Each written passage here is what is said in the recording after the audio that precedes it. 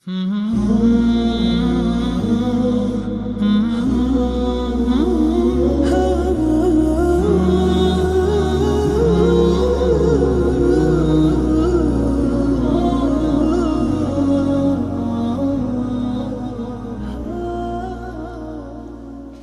الله، الحمد لله، الصلاة والسلام على رسول الله وعلى آله وأصحابه ومن اهتدى بهداه. أما بعد، كتاب الجهاد. جهاد لشرعي أمدا زور جوريه وبس تيجليرا جهاد بجيان يا بولين جهاد بچك وأويك لفرمودي في أمر خادات وصلى الله عليه وسلم صلب وبي إسلامتية لقي هلا برزي إسلامتية. إنجا حكم جهاد شيء دو حالتي هي أو كاتي بباوران لولاتي خويانن سنوري ولاتي مسلمانانيان نبزاندو ولاتي مسلمانانيان داجير نكردوا أو فرضي كفاية صالي بوليك لمسلمانان چاوترسينيان بكن رو دجمن بوسنوا هتا آقاداري ممكنو كيما بي آقانين هتا تماح لولاتي مسلمانان نكن تاواهز نكن يما خريجي جيانو ملزاتي دنياين آمادين مهيئين بوئي داجير بكرين هر اوندك جماعتي بوئي شهل بستن صالي يكجار واجبك لسر هموان لادتي حالت يوم اگر بباوران اودانيكي مسلمانانيان داجير كردبو هاتونا ناولاتي مسلمانان او جهاد دبيت فرض عين لسر همو خلشي اودانيك وأوانش كلا مسافي قصر ليانو نزيكترن مسافي كركنوين يوج ليانو نزيكترن دبيت فرض عين لسر أوانش وأو مسلمانانش كلا مسافي قصر زياتر دورن لولات داجير كراوا فرض كفاية بهانانو بچن يعني بيويست أوند لخلق بهانانو بچن ك ببيت يارمتي دريان بو أوي دجمن بباوران لولاتي خويان درب كانوا ولاتي مسلمانان باك كانوا له. عند أبو شجاع رحمة الله بيد فرميه وشرائط وجوب الجهاد 7 خصال يعني كاتي جهاد فرض كفاية كاتي جهاد فرض كفاية همو أواني أو حود مرجيان تيدايا لسريان فرضه بلام داخو هموان ديكن نا كقلت من جماعتي بإيشك هالصان فرضك لسر أواني ديكش لعدتي أو كاتي جهاد فرض كفاية همو أواني أو حود مرجيان تدا داخلي فرضيتكن ومرجي هميان بيهلصن كبولك لو أنا بأركك هالصا بواجبك هالصا واجبك لسر أواني ديكش لعدتي واضحة أو برزان واضحة ماشي يكم الإسلام مسلمان بي چونکە ئەهلی ذیممە بۆ ئەوە جزیە دەدەن هەتاوەکو بیان پارێزین ئێمە بەرگریان لێ بکەین بۆیە داوای جیهادیان لێ ناکرێ. دوو البلوغ بالغ بێ منداڵ نەبێ والعقل شێد نەبێ عاقڵ بێ والحرية ئازاد بێ کۆیلە نەبێ والذكورية نێر بێ پیاو بێ ئافرەت نەبێ والصحة ساغ بێ بە جۆرە نەخۆش نەبێ کە جەنجی بۆ نەکرێ والطاقة على القتال طاقة تواناي جنكرني هبي كوابو لسر أو هجارة واجبني كهيتشي بارو بولني أبو مالو من دالي بجيب الله و أو كاتي جهادش فرضي كفاية نابي من دال ببي برسي دايكو باوشي قرزار ببي برسي خاون قرس بروا بو جهاد بلام أو كاتي ك جهاد دبيته فرض عين أول سر هموان واجبو بيرو جنجو دولمندو هجارو هموان دبيه رابرن. ومن أسر من الكفار فعلى ضربين إنجا باسي ديلي بباوران من بودك إما اللي رجق لحكم جهاد باسي هندي لأحكام مكاني بيوز بجهاد دكي لو أنا ديلي بباوران ومن أسر هركز بديل بجيري من الكفار لبيباوران فعلى ضربين يقلم دو جوري ضرب يكون رقيقا بنفس السبي بخدي بديل قرتنك دبنا رقيق دبنا كويلة دكرينا كويلة وهم الصبيان والنساء صبيان من دالكان يانن والنساء جنكان يعني هم شيتو كويلة كانشيان أمانة دروز نية بكجرين ملكو دكرينا كويلة وضرب لا يرق بنفس السبي جوري دوميان بخدي بديل قرتنك نابنا كويلة ملكو حكمي ديكيان هي وهم الرجال البالغون بياوة بالغة كان يعني نيرة بالغة كان هم زانن دبي الشيتيش نبن كويلش نبن يعني عاقلي نيري بيقيشتوي عقلي آزاد كان أما أنا حكمي دي كان هي حكم كان شيء والإمام مخير فيهم إمام سربشكة مخيرة يعني نكبه هوا سيخوي لم تشواردك ببي برجوني مسلمانا والإمام مخير سربشكة فيهم درباري أمانة بين 4 أشياء القتل أجل مصلحة مسلماناني لو بيني كأمدي لا نبو كجرين ديان كجي وكوج ماري بباوران زور بي والاسترقاق يا بيان كاتا كويلة كبرياري لا أمدي لا نكويلن يتر دبنا غنيمة دبنا بشي شي غنيمة وكو غنيمة دا باش دكرين كو دعيدي إن شاء الله والمن يا بمنت آزاديانك يعني بخورائي ببيا برانبر آزاديانك بتعبد أجر وميدي بوها بيبو تشاكا لقل كرنا خويان يا قوم كان مسلمان ببن والفدية بالمال يا بيان قرتوا بمال ببارا كسكاري هر ديلي او ده بارا دينه و ديلكي دينه او كات او باريش دبيته بشي چي غنيمت وكو غنيمت دابش ذكري او بالرجال يا ببياو ديان قرتوا يعني ديل قرچيان بيدكا بديلي مسلمانان ديان قرتوا كما عندك علم شوارع يفعل من ذلك ما فيه المصلحة كما مصلحة مسلماني تتابو او عندك بلام مرتدي بديل جراو يا مسلمان دبيتوا يان دكو جريت حكمي او حكمي لدين هالقراوي انجا رحمة اخواني بفرمي ومن اسلم قبل الاسر هرچي لوان مسلمان ببي قبل الاسر بيجوي بديل بجيري مسلمان ببي احرز دباريزي ماله مال سروت ساماني يعني ناكرة غنيمة هذا دريته أخوي ودمه خويني يعني ناكجري نابي بكجري وصغار أولاده من دالب شوككان يعني من دالب بالغ بوكانيشي دريته بالغ نبوكانيشي من دالب شوككان يعني من دالب بالغ نبوكانيشي دريته أخوي وآنش ناكرينا كويلة أما جنكي من دالب جوركاني آن خوان دبي مسلمان بن بوي بياني خوان بارز كابو أجر أوان جيران برلوي مسلمان ببن مثلا أو دبنا بشكل غنيمة كابو أجر جنكي بكافري بجيري ماريكان هل دوشته راست أخو طلاق وشتشي ناوي ماريكا هل دوشته وجنكي دكري بكويلة هر كسيش دواي بديل قرتن إيمان بهنه بتنيا خيني لباريزي تنيا خيني لباريزي يعني ناكجري والله مالكي تازبو بغنيمة وأخوي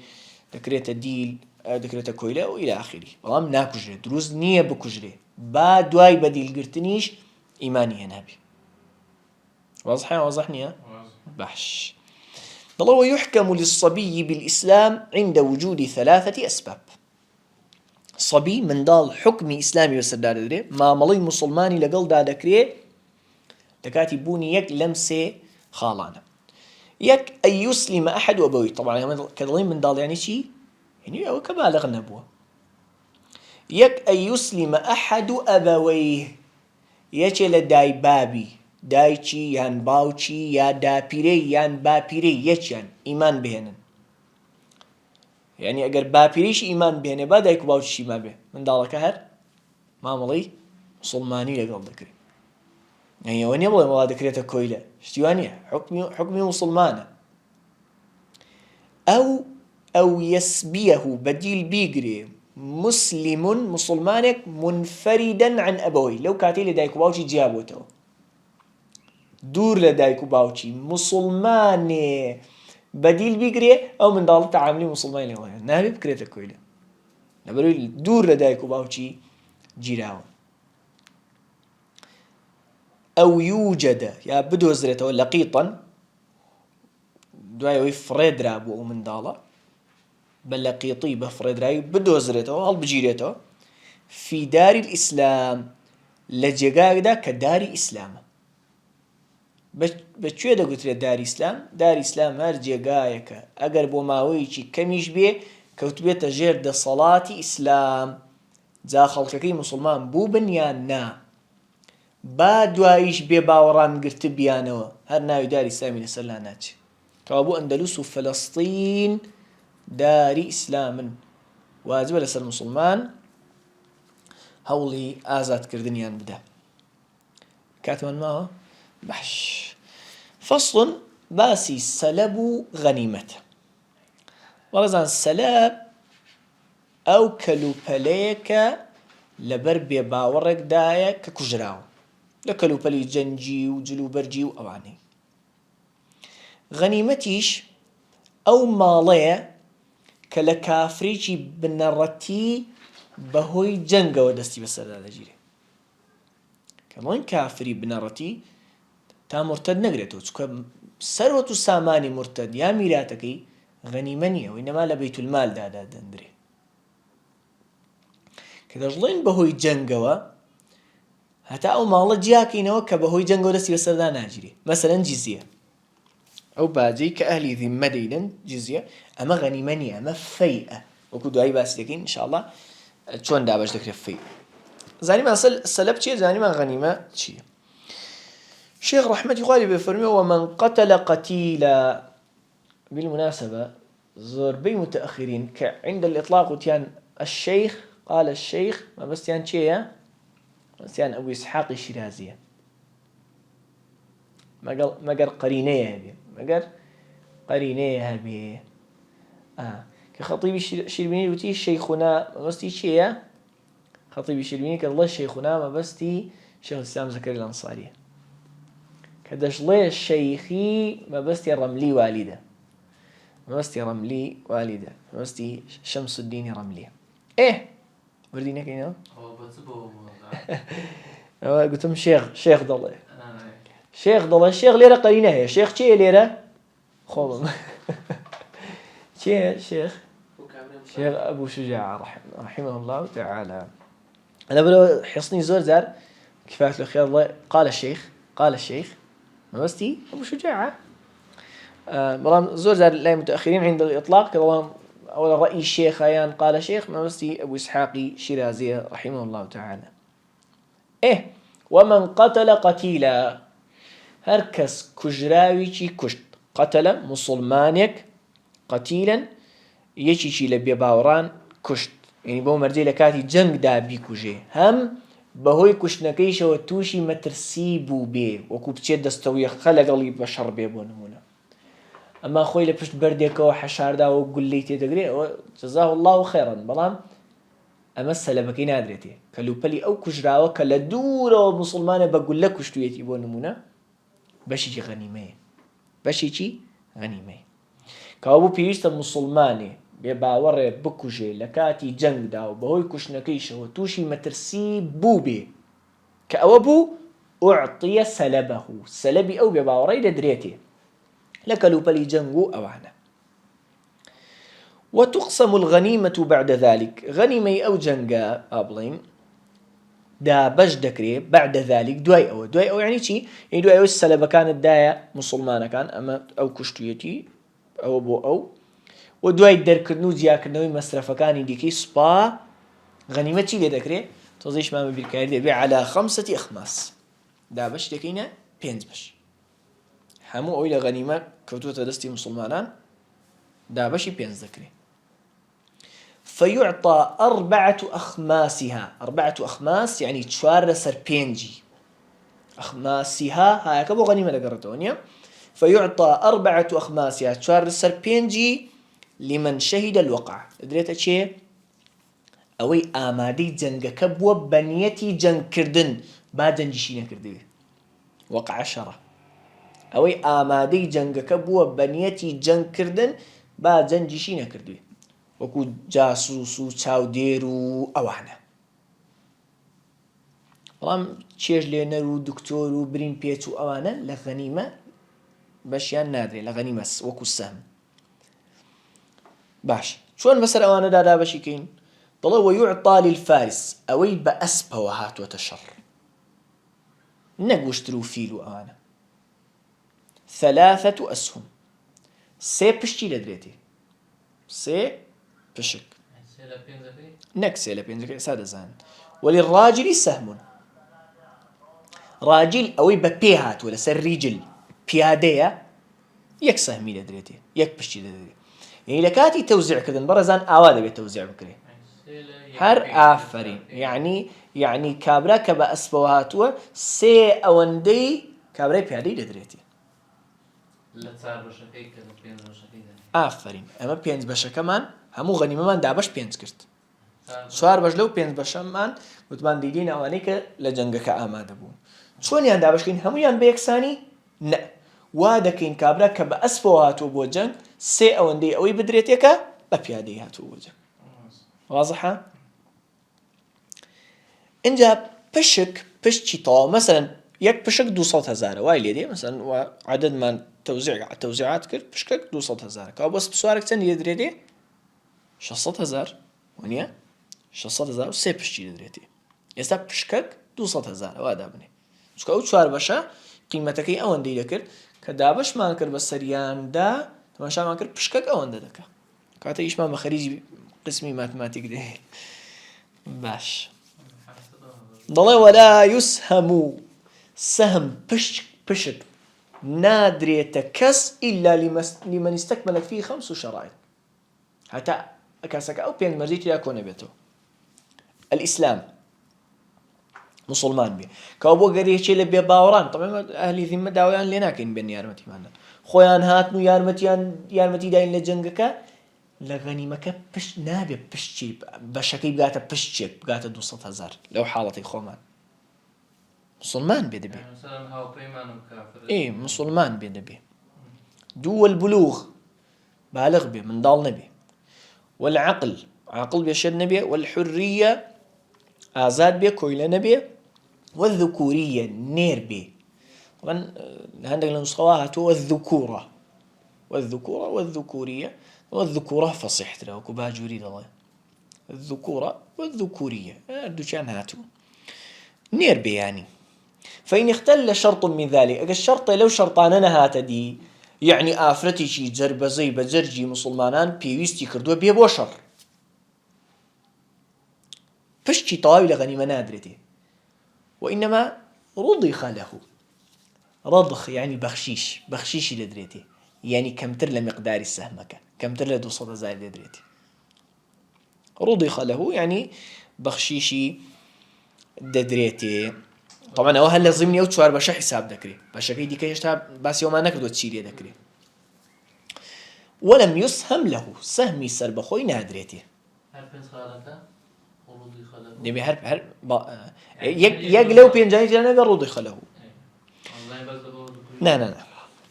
هەم دروستە ئەگەر یەکێک لە سەربازەکان چالاکیێکی خاصی کرد بێ مەردایەتێکی تایبەتی نواند بێ زیاتر لە پشکەکەی خۆی بدرێتێ بەڵام ئەو زیاتر لە پشکە ئاگاتان لێبێ لەسەر ئەو 1 لەسەر 5 حساب دەکرێت بەڕێزان لەو 1 لەسەر 5 بۆی دەهێنین واضحە ويقسم الخمس دائما له زيادة نشراوه ويقسم له الخمس مظبوطة هالشيء نسيتي وتحقيق فلان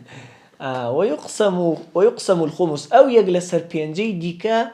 دابش دكري أو لسر بينجي ما بو على 5 أسهم بسر بينج بشدا ديسان أو يجلس البينجا دابش دكين بسر بينج بشدا سهم بشيشي أو يجلس البينجا لرسول الله صلى الله عليه وسلم بو خودي پیغمبري خواب صلى الله عليه وسلم لجياني ده يصرف بعده دواي وفاة پیغمبر صلى الله عليه وسلم لسدا صرف دكري للمصالح بو مصلحة برجواني مسلمانان صرف دكري لكلو بلي سباو بيوستي سباو دەدرێتە ئەو سەربازەی گوتمان مەردایەتێکی تایبەتی نواندوو گوتمان لەو یەکسەر پێنجە دەبێ و مزگەوتی پێ دروست دەکرێت موچەی زانایانی پێ دەدرێت نەخۆشخانەی پێ دروست دەکرێت ڕێگاوبانی پێ دروست إلى آخره لە مەسلحەتی موسڵمانان. دووەم وەسەهم لذوي القوربا سەهمێکی بەشێکی ئەم یەک لەسەر پێنجەش بۆ خزمەکانی پێغەمبەری خوان صلی الله عليه وسلم چێن ئەوانە وهم بنو هاشم وبنو المطلب وەکوی لە زەکات باسمان کردوونیە ئەوانە لە ڕێی باوچیانەوە لەلای باوچیانەوە هاشمین لەنەوەی هاشمی کوڕی عەبدمەنافل یا مطلبین لەنەوەی مطلبی کوڕی عەبدمەنافل لە ڕێی باوچیانەوە. ئەنجا نێرەکانیان دوو هێندەی ئافرەتەکانیان پێدەدرێ. وسهم لليتامى بەشتیشی دەدرێتە یەتاما یەتیم ئەوەیە کە پێش بالغ بوون باوچی مردبێ بە مەرجێ هەژار بن نەک هەموو بێ باوچێک. وسهم للمساكين بەشیشی دەدرێتە مەساکین طبعا فقراش دەگرێتەوە نییە فقرا و مەساکین وەکو لە زەکات باسمان کرد هەژار و گەدایان. وسهم لأبناء السبيل بەشێکیشی دەدرێتە ڕێبواران ئەو ڕێبوارانەی لە دوور وڵاتی خۆیان لیان قەوماوە بەشی ئەوە پارە و پولیان دەدرێتێت کە پێی بگەنەوە شار و ئاوەدانی خۆیان. ئەنجا شاردنەوەی شتێک لە غەنیمەت پێش دابەشکردنی تاوانێکی گەورەیە ئەگەر دەرزی و داوێکیش بێ ئەگەر شتێکی زۆر بچووکیش بێ. بەڵام ئەو ئاژەڵانەی بە غەنیمە گیراون یان ئەو خواردنەمەنی بە غەنیمە گیراوە ئاساییە پێش دابەشکردنیشی سەربازانی موسڵمان لی بخۆن ئاژەڵەکان سەر ببڕن و گۆشتەکەی بخۆن یا لە خواردنەکانی دیکەی بخۆن. ئەی فەی چۆن دابەش دەکرێت؟ فەی وجارە وە لە نوتمان چییە؟ ئەو ماڵەیە کە بەبێ جەنگ لە کافریی بنەڕەتیەوە وەردەگیرێ کافری بنەڕەتیانی مرتەد نەبێ وەکو جیزیە ئەوە مەسەلەن ئەو بێ باوەڕێی ئەو کافری بەبێ میراتگر دەمرێ بۆ نمونە. ويقسم مال الفيء على 5 فرق ماڵی فەیء دابەش دەکرێت بەسەر گیان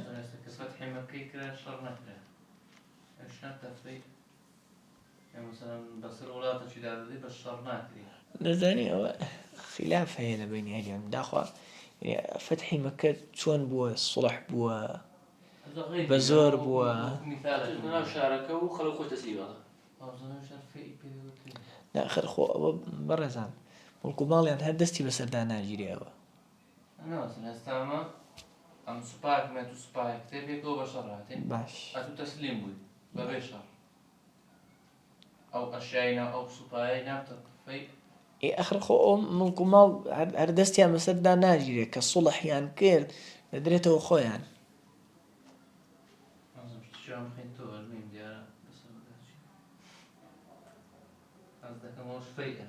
هەمان زیاوازی لێکردیە فەی ئەوەیە کە بەدەست دەخسترێ لە کاتێک شەڕەکە ڕوونانە مەرج نییە باشە دێگەر هەڵهاتن ئەو غەنیمەتە ئەگەر هەڵهاتن غەنیمەتە بێجەنگ کە دڵین بە بێجەنگ خۆ بەزەوەنی هەڵا شەڕەکە ڕوو بدە ناوە جەنگە سوپا هات کوڕە جێیش کۆکرایەوە تەپڵی حەڕب لێ دراوەکو دڵێ دوای جێیش هەڵات جێیشی بەرامبەر ئێوە ماڵە غەنیمەتە فەیء نییە واضحە کەمە دڵین بە بێجەنگ مەبەست ماوە خوێنەکە بڕژێ ناوە جەنگە تەواو جەنگ لەوە زیاتر سیریکە واضحە ئەوە نەسیان لەسەرەوە هەیە کە ئەوە غەنیمەتە نەک فەیء والله ئەعلام. باش دوایش دەکرێت مراجعەکەینەوە تەماشاکەین. ويقسم مال الفيء على 5 فرق ماڵی فەیء بەسەر 5 پۆل و دەستەدا دابەش دەکرێت یعنی أو ماڵێکە بە نمونەیەکی واضح و بەرجەستە و اتفاقمان لەسەری هەبێ جیزیە ئەو جیزیەی کە ئەهلی ذیممە دەیدەن ئەوە دابەش دەکرێت بەسەر 5 دەستە و پۆلدا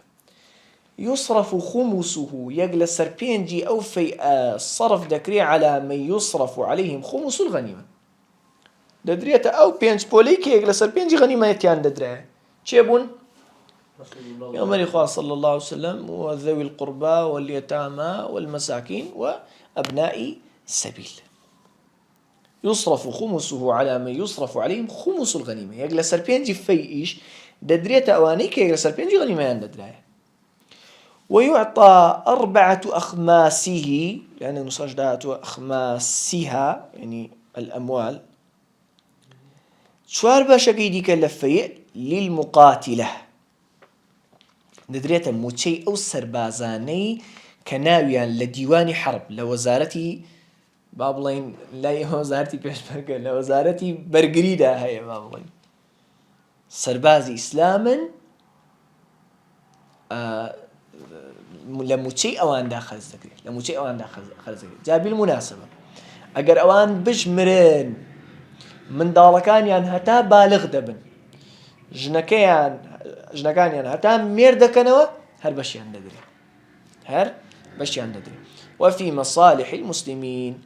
لا مصلحة برجوني ديكي مسلمانان دا و 4 بەشە سەرف دەکرێت لە چەک و لە موچەی زانایان و لە غیری ئەو طبعا ئەوە گەر لە موچەی سەربازەکان زیاد بوو گەر لە موچەی سەربازان مجاهیدان زیاد بوو ئەنجا دین لە مەصالحی مسلمانان خەرجی دەکەین ماشە بە ئەحکامی جیزیەش باس بکەین طبعا بابەتی جیزیە کە لەو بابەتانی کە زۆر ئیشکالی دەخرێتە سەر هیچ ئیشکالیشی تێدا نییە لەبەرەوەی دڵنیا بن وەکو ئێستا تەماشای دەکەین ئینشاءالله دەیبینین جیزیە لەو بڕە پارەیە کەمترە کە ئێمە هەمومان ساڵانە لە وڵاتی خۆماندا دەیدین ئەوە پارەی ئاو ئەوە پارەی کارەبا و ئەوە پارەی ڕێگاوبان و ئەوە پارەی ژینگە و ئەوە باج و غەرامە و ئەوە لە کامیرەیدا و ئەوە لە هەی لاخیر ئەنواع و ئەشکال باج و غرامەمان لێ وەردەگیرێ لە وڵاتی خۆماندا زانن پارەی جیزیە کە ئێستا حیسابی دەکەین زانن نەگاتەوە حەدە لەبەر شێخ مەولود سەریری قسەیەکی زۆر جوانی هەیە دڵە کاکە گیان ئەوروپا هەر کەس نەیاری ئەو حکمەیە حکمی ئیسلاممان بکەن ئەمە هەمووتان جیزیەتان دەدەینێ هەموومان ئامادەین جیزیە دەدەین بە حکمی ئیسلام حکممان کرد ئەو مافانەی ئیسلام دەیداتە ئەهلی ذیممە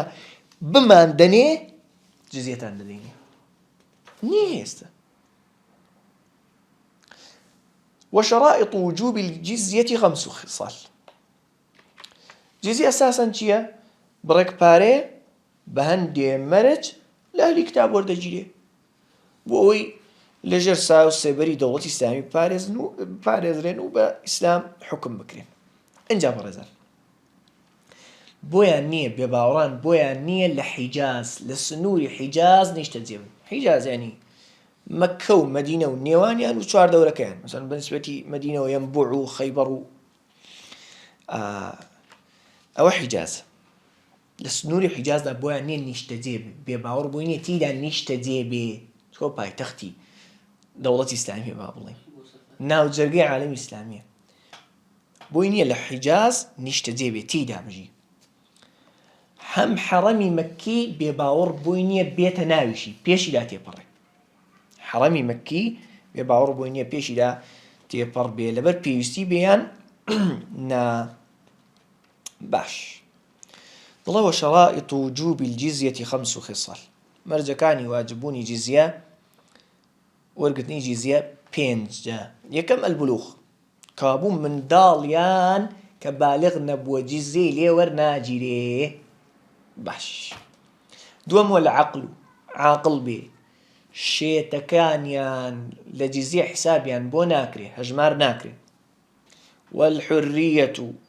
ئازادی کابوو کۆیلەکانیان جیزیەیان لێ وەرناگیرێ والذکوریەت نێریەتی ئافرەتەکانیان هیچیان لە جیزیە حسابیان بۆ ناکرێ و جیزیەیان لێ وەرناگیرێ و ئەیەک لێرە کابرای بەرامبەر خۆ کەڕ دەکا سابێ ناکە ئیسلام ئافرەتی ئەهلی کتاب مەسیحیە جوولەکەیە باوەڕیشی بە دینەکەی نییە لەژێر سایە و سێبەری دەوڵەتەکەشی دادەی حەوێنێتەوە کەسیش بووی نییە پەنجەیشی بۆ درێژکە بەبێ مخالەفە هیچ نەوع سزایەکیش نادرێ یەک فلسیشی لێ وەرناگرێ یەک فلسیشی لێ وەرناگرێ نارەوەندە نا ئەگەر ئەو ئافرەتە دەوڵەمەندیش بێ زەکاتیشی لێ وەرناگرێ لە ئافرەتە دەوڵەمەندە موسڵمانەکە وەردەگرێ زەکات هەدا بزانن هەر کەس ڕەخنەی لە ئیسلام گرت یان نەزانە هەر دووسێ شتیان بە ئاوا دووسێ دێڕ قەوانە کۆنەکەیان بۆ لێ داوەتەوە تا قەناعەتی کردووە یان مخلصە غەرەزی لێ دڵدایە ناوی حەقەکە ببینێ کە نەواسحە وأن يكون من أهل الكتاب أو بباوراني أهل كتاب كتيبيان هي لا إخوة جل جلاله دعاء دسكاريان كله وكو جولك به وكو مسيحي به أو ممن له شبهة كتاب يعني شبهي كتاب يعني ضلين أوانيش أهل كتابون مثلا مجوس أقل برستكان دنقوية فيستاك وەکو ئینجیل کتێبی خوا بۆ جەلجەلاله دوای دەستکاری کراوە و گۆڕدراوە بۆ نمونە ئەوەی شوبهەی کتابیشی هەبێ هەر جزیەی لێوەردەجێ و لە ئەهلی جزیەیە ئەوەی دیکە یا دەبێت جەنگ بکە یا دەبێت موسڵمان بێ و شار و ئاوەدانی یا دەبێت شەڕ بکە یا موسڵمان دەبێت وەڵا مەذهەبی مای مالیک و لە اختیاری پێم وایە وەڵاوەڵەم ئیبن تەیمیە و اختیاری ابن القەیمیشە هەموو بێ باوەڕێک دەشێت جزیەی لێ وەربگیرێ حتا ئەگەر بتپەرستیش بێ ینی نە لە ئەهلی کتابی نە شوبهەی کتابی هەبێ چەندیان لێ وەردەگیرێ وأقل الجزية کەمترینی جزیە ئەوە ئەگەر کاتی بەهێزیمان ئەگەر بەهێز بووین نابێت لەوە کەمتر وەربگرین ئەمما ئەگەر لاواز بووین ئاساییەن نیو دیناریش وەر بگەین لە دیناریش نیو دینار بە دیارەکە لە دیناریش کەمتر دابنێ وأقل الجزية دينار في كل حول وأقل الجزية دينار في كل حول صالة ليلة كم ترين حد جزية دينارك يجمس قازر لا مو يانا طبعا لو كانوا مرجيتي لا للصالك ده يا رب بارك على بالا ما جاكون ديته وأقل الجزية دينار في كل حول ويؤخذ سنة وايا باش وايا يا أجر بزانين رازي دبن واجبة من المتوسط لحال ما مناوند كانيان أو أنا حاليا ما مناوند ديناران دو مسقال زر والبقرين ومن الموسر لدولة من دكانشان 4 دنانير 4 دينار 4 مسقال زر والبقرين أولا دولة من دكانيان إنجا أو دبي بيك بين لسرتاي صالو لقلي سرتاي صالو أم صاليج عقد جزية كمان نودا كينوا دولة من تان 4 مسقال ليورجيا وما مناون تان أو ندو أوش تانا دبي لسرتاي صالك عقد يعني لقل بكري ويجوز دروستي شبو حاكم المسلمان أن يشتري عليهم لكاتي عقد كذا لسري صالة كذا شرط يعني لسر بقري كلماوي صالي أين دا الضيافة میوانداری ئەو ڕێبوارە موسڵمانانە بکەن کە بەلایەندا تێپەڕ دەبن 3 شەو لانی زۆر لە 3 شەو زیاترنە طبعا ئەوەش مەسلحەتی زۆر گەوری بۆ ئەوان تێدایە تێکەڵ دەبن ئەخلاقی موسڵمانان دەبینن دینی جوان و بەرزی ئیسلام دەبینن فضلا عن مقدار الجزية زیاد لە مقداری جزیەکە یعنی ئەوە پەیوەندی بە مقداری جزیەکەەوە نییە لە پاڵ جزیەکەەوە ئەویشیان لەسەر دابنێ ويتضمن لخو دقري عقد الجزية عقد جزية كم مور كرابابلين أمانة لخو دقري 4 أشياء شوارشة يكم أن يؤدوا الجزية جزية كددن عند أو جزية بل سرخوي بنرمونياني ليان وردجيري نقزليل بكرين أوانا بنرمونياني ليان وردجيري وأن تجري عليهم أحكام الإسلام حكم الشرعية كاني مثلا لحد كان لحدود كان حكم إسلامي مثلا تطبيق بكري دزيان دستي ببردري مثلا تنها عرق خوارنوا نبي حد شرب خمر شو كأوان فيها أنواع حلالة يعني عرقوا هرشيك الديني أوان حلال به أسايا سزان نادين رشان نادين بلام نابي بأش كرا عرق خونو عرق بفرش سيم ألا يذكروا دين الإسلام إلا بخير. دين إسلام وكو دين نابي بچا كان بي بهي جوج كباسي كن أو بقر بيرزي برامبر إسلام كان تنبيه ذكرين. وألا يفعلوا ما فيه ضرر على المسلمين شتيجي جنكن كزيان ومسلمان بكن وكو جاسوس ميوان داري بكنو يا خويان جاسوسي بو دجمنان بكنو يا مثلا كنيسي نوية لولاتي مسلمان دروس بكن ريان ليدجي لوشتانا. ويعرفون واجبة بناسرين أو دياري بكرين بلبس الغيار يعني بلا بركني جلي جياواس إيمون ما بارتا قماشة برنجي شي جياواس كرة قرديلي كان بودكين كرة باجي كان بودكين كرة شتيجي الظاهر كاكا زمان بيم وادا دراكا أو كان يخين بي قميص كان يخين بي مثلا جلي جياواس بس كان بناسرين هون. وشد الزنار دائما بكسري زايك المسراو وشد الزنار زنار أو بشتينا أستورة بك لنا وقديان دا بسترا يعني بياو كانيان بشتينا أستورة كانيان دا بوشن يعني بس أوي بالرقاية جيا بكرينا وشرتني هر أوشتانا بدياري كراوي. ويمنعون بياو كانيان منع دكرين ريقري دكرين من ركوب الخيل للسوار بوني أسب لناو شارو ولاتي إيما شارو آوداني خوان جياوزا لوي قيناك وام رقري ناكرين لشارو آوداني إيما بياو كانيان سواري واشترياه يستر ببن مثلا آسايا وام أسب ناس كس أسب سواري علامة عزته دستواجي أورو بلين چي لبزانان چيان فرمو بي مثلا وانقا بلين ناو شارو آوداني مسلمانان واني سواري ساري برز ببن ناو شارو آوداني إيما ناو شاري إيما مثلا قمر لي بخرن أوهر يكو نمونه كنا فتوانيو براسي نازم بدير كي علماء زمانش درباريو تشلف فرمون باش كاوبا مجوري دومي بباورش منزاني ذمية ونيا شو كا بباور يا حربية بباور جنگ لقل كراوة يا ذمية لألي ذمية يا معاهد يعني لقومك كإيما بيمانامي عشتي مان لقل مور كردون آقر بست مان لقل كردون عهد مان لنيوان داهي كجنگ ناكين وماويش دياري كراو جاء ماو دياري كراو كاتي إيما بهيزين نابي عقدك لتشوار مانك زياتر بيه كاتي إيما بهيزين بس مصلحتك كمان لو ده جنگ ناكين كاتي لاوازيش مان نابي عقدك لده صال زياتر بيه آسايا نويش بكريتو يعني آقر بستكا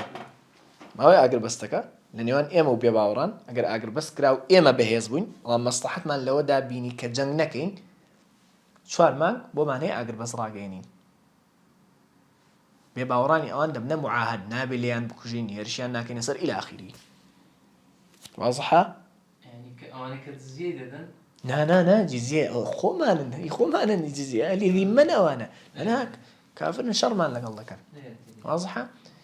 إن جاء ما نوري أو شوار مانجا كتاو بيصير له شر رسبك لا أسايا الله دي سنة دني شو بس شوار مانجا كنويكينو أسايا والله نبي والله صالح لكذا ما بهسترين لون أو جوري سيمي بباورا معاهد كافري مستأمني شيء مستأمن أويك بإيمان داري مسلماني جن بيابيا وأماني داوتي مثلا دروات لاي قاضية لجراء أقدر من فلان كس لأماني من دايو بيباورا بولا منا آموزاما أمن مسلمان بو مسلمان نبو لأمريكا ودي بيسر دانمكا وكو في زوايا تقريبا أماني جدميو بلام نابي أو بو جاسوسي بي بو زيان قادن ومسلمانان بيو نابي لشوار مانجي زياتر بي ماوي في زكاة شوار مانجا باش نرسكا دريش بو يوانيا باش أقنا لبو دو درس باش إن شاء الله درسياتو باسي دينا باسي صيد ذبائح الحمد لله رب العالمين